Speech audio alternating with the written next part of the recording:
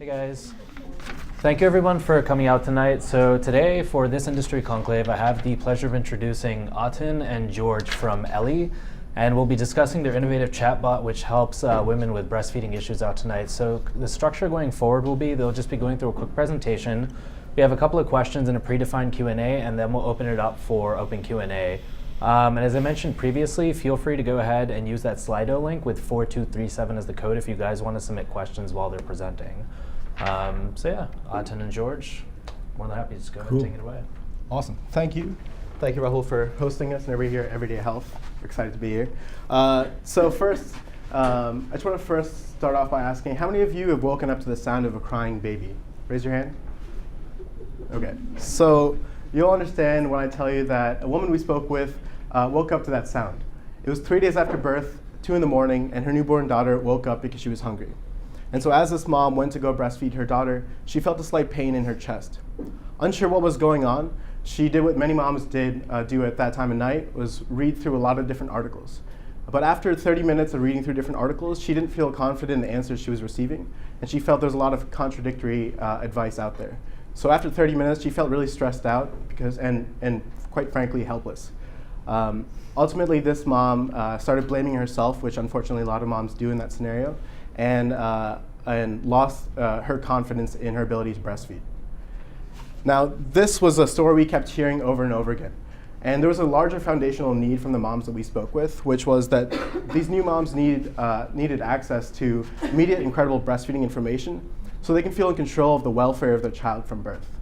And more broadly, it wasn't just from the moms that we had spoken to, but if you look at it from a macro perspective, the CDC estimated that through one study, 67% of women who set a breastfeeding goal of 3 months or longer failed to meet that goal. 67%, think about that. It's quite an alarming statistic, at least we thought so. So not only that, but more broadly in America, of the 3.2 million moms who try to breastfeed every year, less than a quarter of that actually end up making the 6-month milestone, which is the recommended duration by the American Academy of Pediatrics. So 2 things you can take away from this is, 1, people are failing to meet their own personal goals, and more broadly, we're all failing to meet public health goals. So this is a really large issue, and what we built is called Ellie. So Ellie is a virtual breastfeeding assistant that helps new moms identify and treat their breastfeeding challenges 24/7 over Facebook Messenger. So like Rahul said, it's a chatbot, so moms can talk with it, and it'll help them identify what problem they're having, gives them a tip or a technique for immediate pain relief, and can connect them to a lactation specialist for a HIPAA-secure video consultation. And why are we doing this? Not only to solve that problem, but more broadly, like the market for this is about $30.7 billion in the US per year, and that's including lactation consultations, breastfeeding accessories, and baby products. And this number is expected to grow exponentially with the advent of telemedicine and its penetration into healthcare. And so there are competitors out there, specifically people really doubling down on telemedicine. But the way we look at this is that telemedicine is an incremental solution, especially in breastfeeding.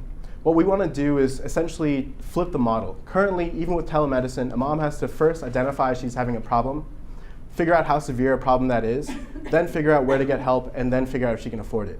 So what we're going to do with Ellie is flip that entirely and cater to new moms. And the way we do that is anticipate in her postpartum recovery journey when she'll have the likelihood of her having complications, and routing care and information to her before that small challenge becomes a larger problem, and she hopefully won't lose her confidence in breastfeeding like the mom I mentioned in the beginning.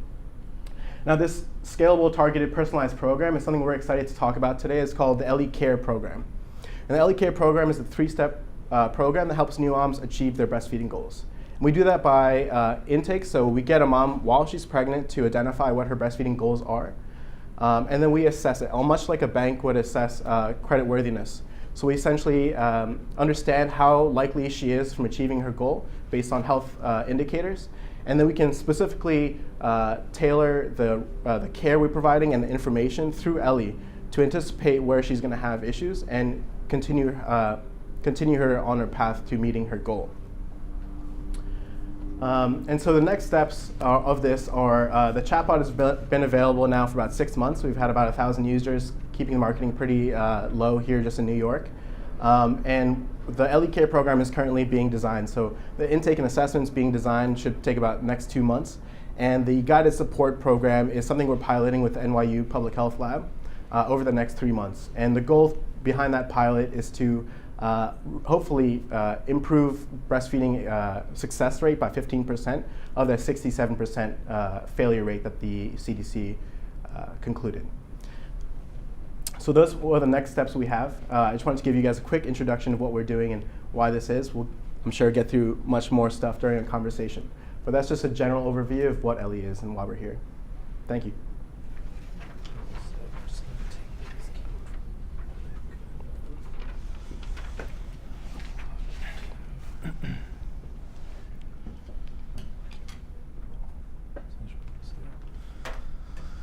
Okay, so we'll just go into predefined Q&A, and again, guys, please feel free to submit your questions at Slido with the code 4237. I know that Fidel tested it, so it's definitely working, so we should see some questions up there.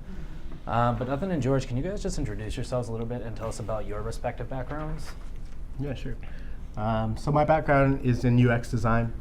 Before co-founding Ellie, I was a UX lead at a startup in Brooklyn called Meteor. And before that, I'm coming from education. So I previously started a financial education company for college students, and I used to teach design thinking at the University of Maryland. Hello, my name is George, and I have a BA at Finance and Management from LIU. I come from a financial background where I help investors, international investors, to relocate, come to UNS, either move their funds for safekeeping or put it into the stock market. Got it. So I know it was originally, kind of championing the event inside the company. One of the quotes that we got back, comments rather that we got back, is very interesting that two men were coming in and speaking about breastfeeding. Mm-hmm. So let's just address the elephant in the room. What compelled you to get into this space and really make the chatbot? Sure. I guess I can answer that question. Last year, my wife gave birth to our son, Theodore, and during the process, I tried to be as helpful as I can. We went to all the childbirth education classes. I tried to make all the information available whenever it's needed, scanned and put it on my phone. However, when the moment came, it wasn't true.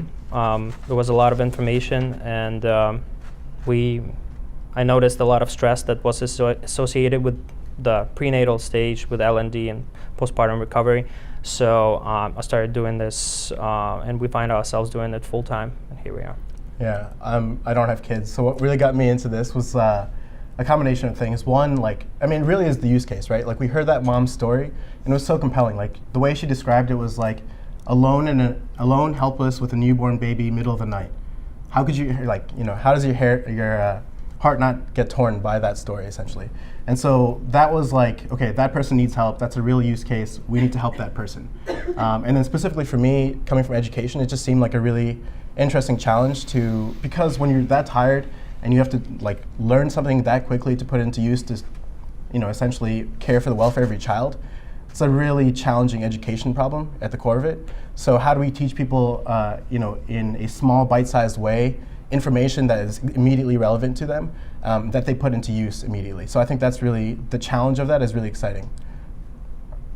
So we've seen at the frontier of the digital technology revolution, chatbots have become very popular, almost ubiquitous. So what does it take to really make a chatbot, and kind of what is the technology behind it for people in the room that may not really be tech savvy or have comp sci background?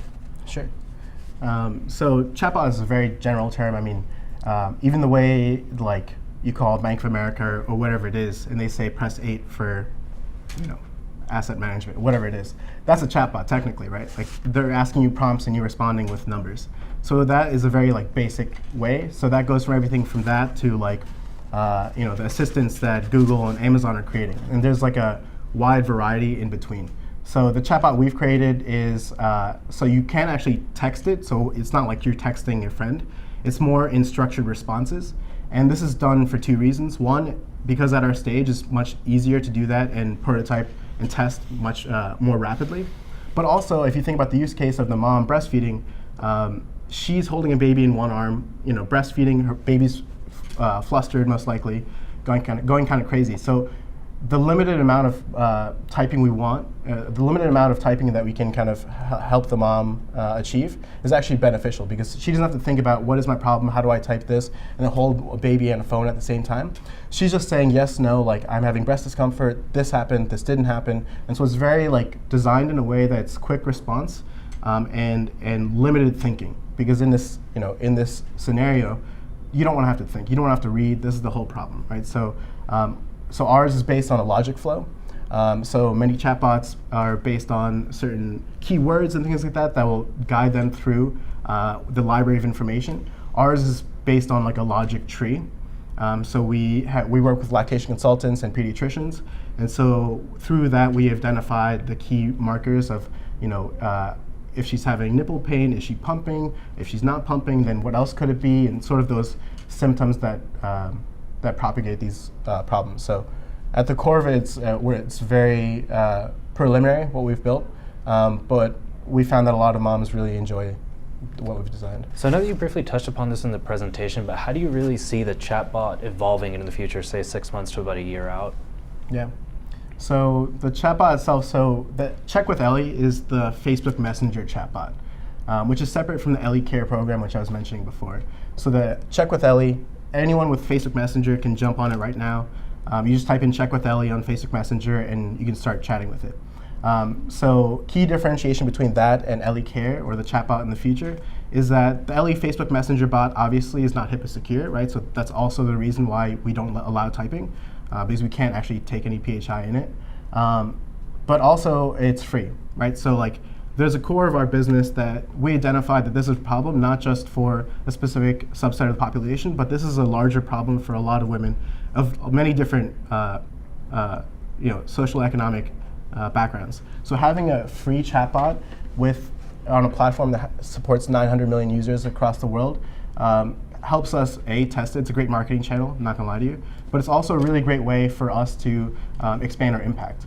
So that will essentially remain how it is now. The Ellie Care program will be a much more comprehensive bot that you can type with. So it'll essentially answer all the questions that you have around breastfeeding and postpartum recovery at the touch of a button. So the idea is that we're creating a guide for your postpartum recovery process, and specifically for breastfeeding. So Ellie will give you daily goals in the beginning of your journey to really create that habit, which is a big part. Habit forming loops is a big part of any kind of app, right? But if you can think about it from starting a new skill like breastfeeding, in the first 14 days, it's troubleshooting those challenges, but also getting into the habit of like understanding when your baby's hungry, understanding how to feed it, getting in the right position, the whole routine of it. And so Ellie will be there to guide you through that, help you develop that habit, as well as help you troubleshoot any challenges that might come in the way. Got it. The last question that I had on my end was, you're filling an actual market need. So we see a plethora of ventures that go out, someone just wants to start some random e-commerce website or whatnot.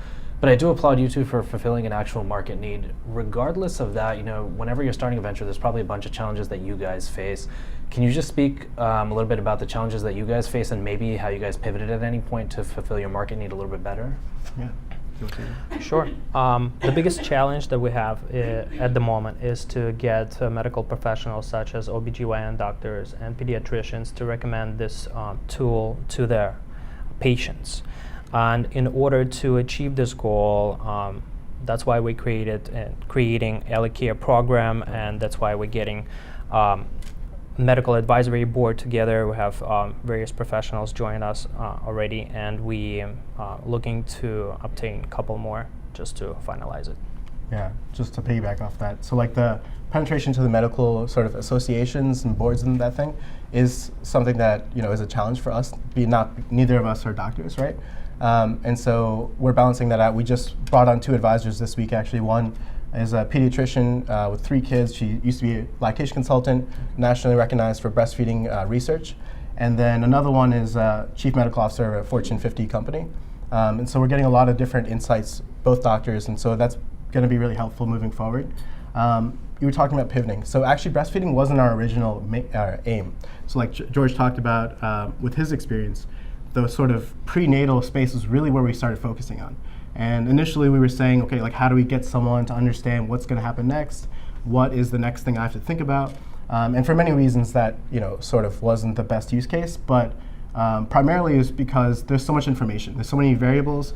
If a person has diabetes, heart disease, one key differentiation in their health background changes all of the information. And so it was just, the web was too big, essentially, for us to prototype something really quickly. So breastfeeding, we heard that story. We heard that it is an underserved need for a lot of women. And it seemed like a place that we could really make an impact. Fantastic. So is everything on my end. So we're going to open it up for the audience Q&A section right now, and I'm going to pull up the Slido page for you guys so everyone can see it. Okay, so we have questions. That's good. Yeah, that was Fidel. So here's the first one. I guess we'll just take it. Do you plan to extend Ellie to voice endpoints to grow reach? Amazon Alexa, Google Home, Siri? Yeah. Yes. Okay. Yeah, we'd love to. I mean, the sort of progression in chatbots as it is now is text, right? So like going from what we're doing to text, like being able to text it like you text your friend, then translating that into voice.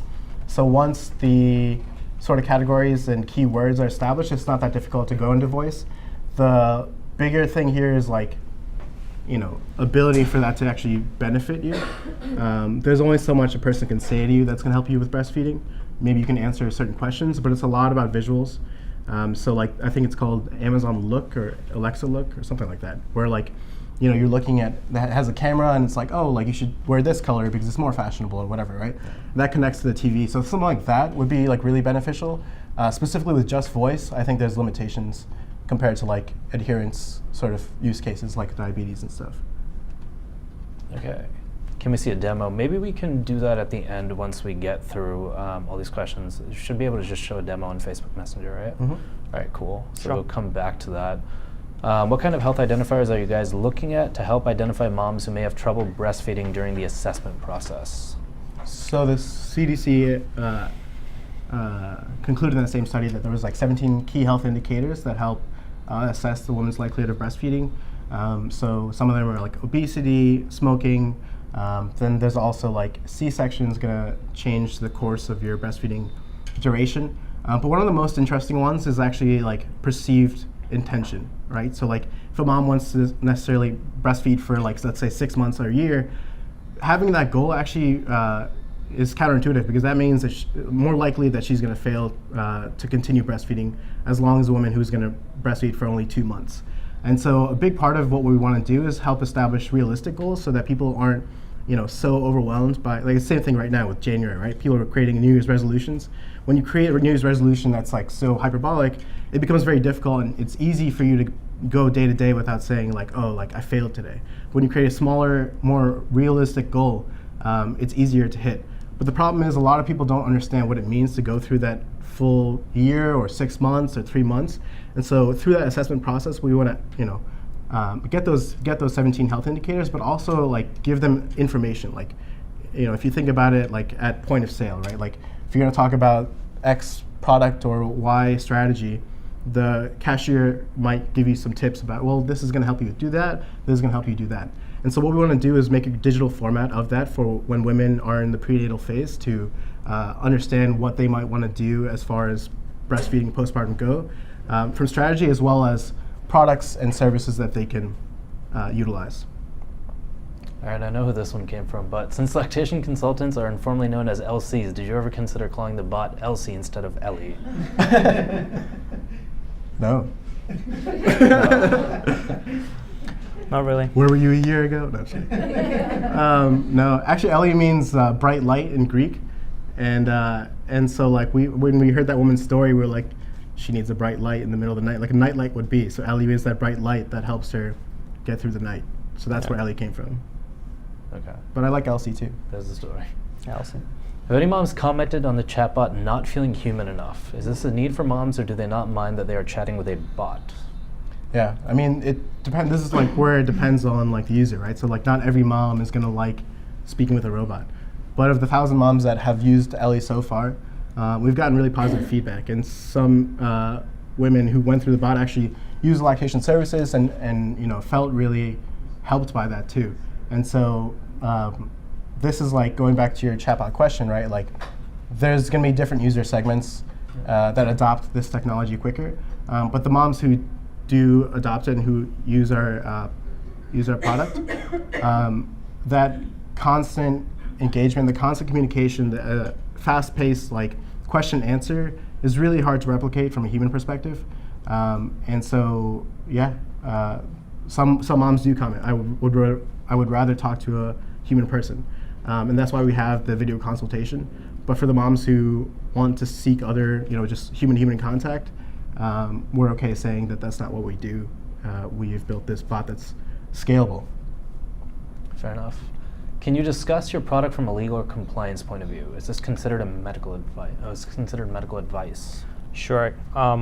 So from the legal perspective, we are not medical healthcare providers. We make that clear during the onboarding process. We set specific expectations. What are the rules and limitations of the service?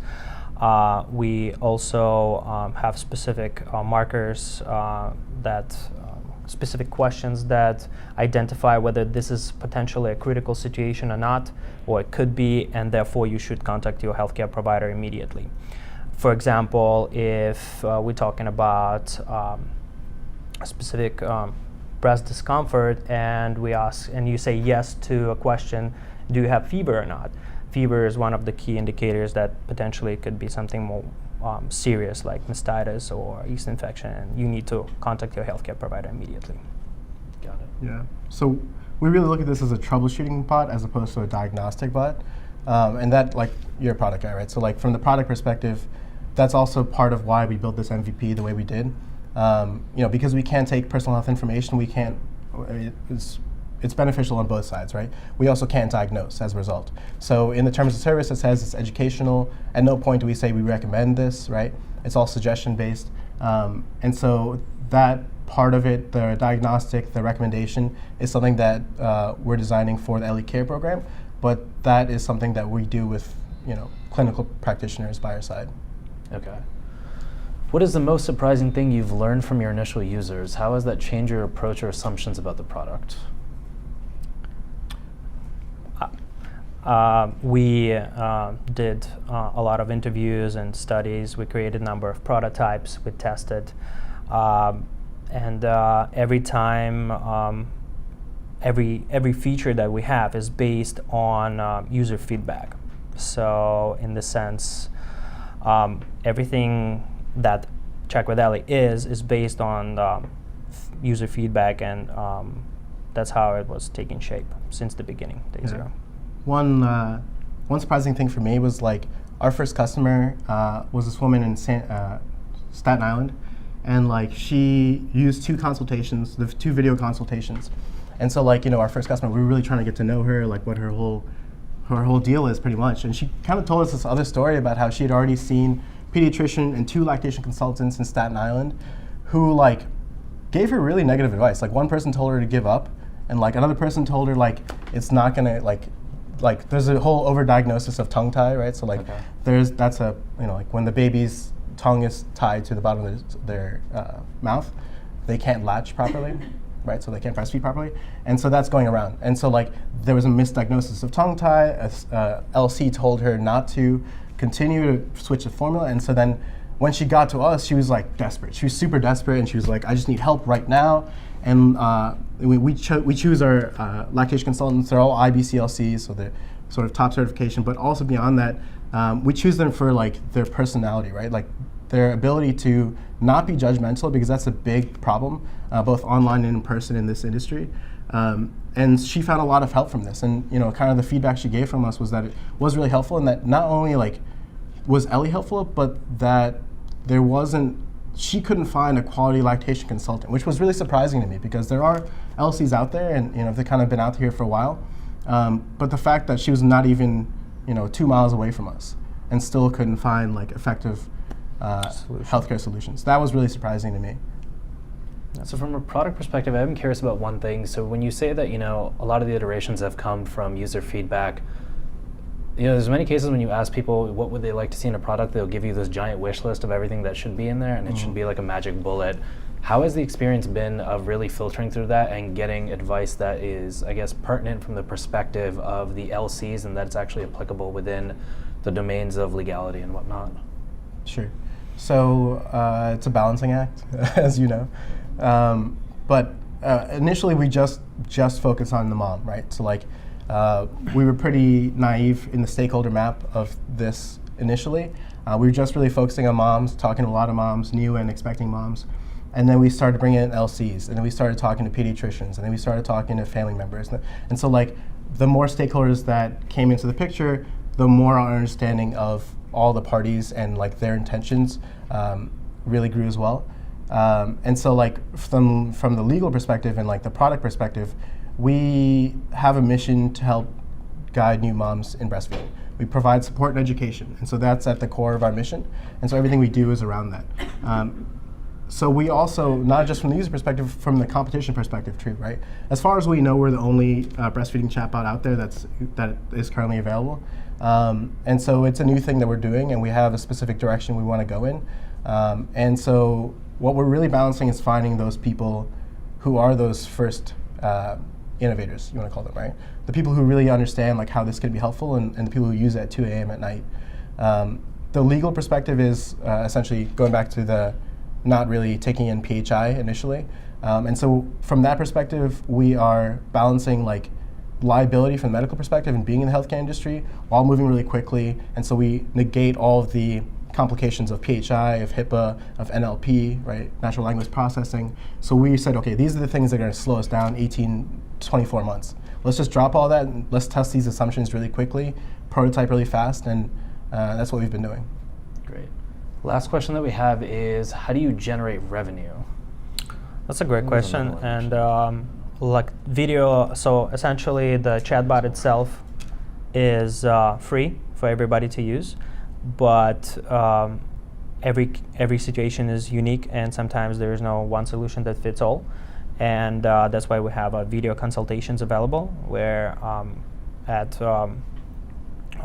specific cost you can talk to IBCLC and address your questions, and it's going to be much cheaper than making appointment with a IBCLC who's going to visit you at home. So before you commit to about $300 visit for about an hour and a half, you can have 10-minute call to address specific simple issue, or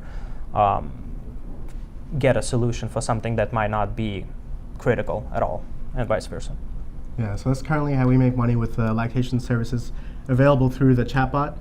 With Ellie Care Program, that'll change. Okay. So there's two components of this, which is, there was that slide that was talking about the Ellie Care Program. So just to remind you, it's 3 steps. It's intake, assessment, and guidance. Intake and assessment happen in prenatal phase, so the assessment of understanding her likelihood of achieving that goal, helping establish that goal, things like that. We are going to launch this on breastfeeding.health is the new domain name. And so essentially it'll be a quiz for anyone who wants to take it, for any mom who's pregnant. Mm-hmm. And through that we can recommend, not only give her like, okay, this is some strategies, educate her right there about, like, for example, baby-friendly hospital practices, and understanding what that means. And also recommend certain content providers and also vendor providers, so sort of cross-promotion and partnerships through that. And then the guidance component would be the Ellie Care Program, which would be an app, and the app would have a subscription associated with it. Got it. Is there a fee to speak to the nurse? There is a fee. The 30-minute consultation currently is $75. Got it. And I think, yes, this is the last question now. So how do you guys supply answers to the questions? I guess going back to the question of the logic tree that you have, where's the content coming from? So all the content is coming from CDC reports, credible information. Then it's analyzed, digested, and verified by our lactation consultants, which is IBCLC International Board Certified Lactation Consultant, top level certification. And then we cross-check it with pediatrician and OBGYN doctor, just to make sure that there is no internal conflict between professionals. And once all of that is validated, it's getting updated to the system. Yeah, our goal with all the information is objectivity. That was the real need that we saw from the women we've talked to. And so the lactation consultants, the medical advisory board, we all specifically put those people in place to balance each other out every healthcare practitioner is going to have their own philosophy based on their experiences, especially with LCs. And so, we've made sure to have people from different experiences, different geographies, as well as different length of experience. And so we really try hard to maintain objectivity. Or another one in the queue. Have you considered partnering with marketers of breastfeeding accessories, nursing pillows, breast pumps, etc., to generate revenue for your free product? Yes. Okay. Yeah, that's what we're doing now. And so, like I said, for the Ellie Care program, we are currently looking for vendor partnerships as well as content partnerships.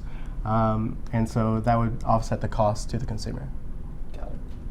And I think that concludes the audience Q&A section. I know we did have the request to go through the actual bot itself, just to demo that. Sure. All right, cool. So this is Ellie. So this is what you'll see if you go on Facebook Messenger. As you can see at the bottom, it says composers disabled. That's what I was talking about. You can't actually text it, so you have these bubbles. So this is a little onboarding. It tells you how to use it essentially. You don't have to type. IBCLCs approve all this information, and we talk about the terms of service, which you can find, and so that talks more about the liability stuff you were talking about. Okay, cool. So help me. Okay, cool. So this is where we quickly just understand how long ago, where are you in the journey? The Check with Ellie bot is really focused on the first month after birth, and so this was testing our assumption of breastfeeding habits developing and the challenges really arising in the first 2 weeks. That's what we kept hearing from lactation consultants. And so, okay, let's say we just gave birth. So we say 4 days ago. And so these are the different challenges that we cover. So milk supply being our most famous, breast discomfort, nipple pain, latching, so we do clogged ducts, mastitis, and thrush, as well as get help. So we focused on the main challenges that lactation consultants told us about that most women experience in the first month. And so that's what we really focused on. So let's go through nipple pain, for example. All right, let's do breast discomfort. All right, so let's say we're having some breast discomfort, like the story I told you initially. Okay, so here we see, okay, it's normal to have in the first few days of birth. We know that it's been less than 5 days. So it should go away naturally, but here are a few remedies to try in the meantime. What? So we talk about warm compress before feeding. So think of it as a stretch.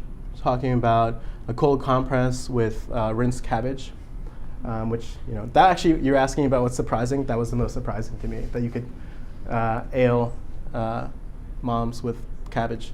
And then improving the latch, right? So this is for those who are not familiar with breastfeeding or never breastfed.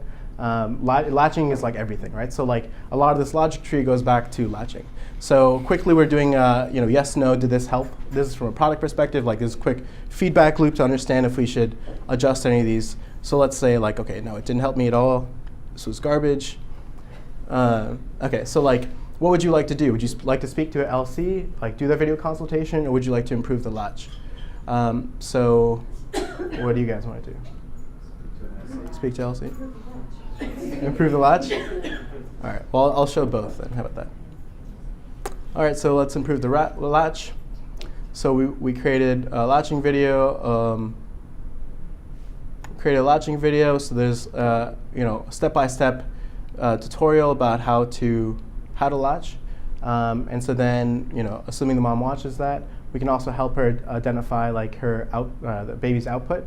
Right, so this is going to be a big thing about weight gain in the first few days. And so, okay, so is the baby latching at all? And so you can say is the baby latching at all? I don't know, really. So let's say I'm just some mom who knows nothing about breastfeeding. So here we have a video of a little cutie named Theodore, aka George's son, breastfeeding. And so we show what the proper latching, tactile motion looks like. So mom's going to identify that.